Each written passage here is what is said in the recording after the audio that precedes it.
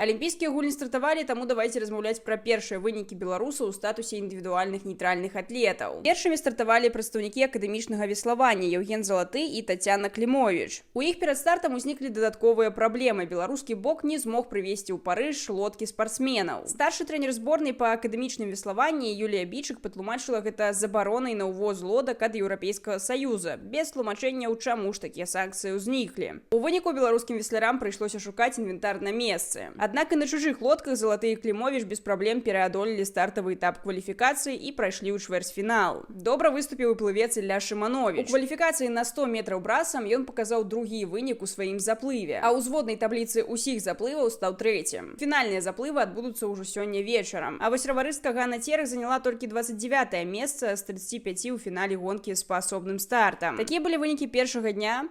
Як вам? Напішыце ў каментары. Таксама напішыце, ці сочыце ўвогуле за алімпійскім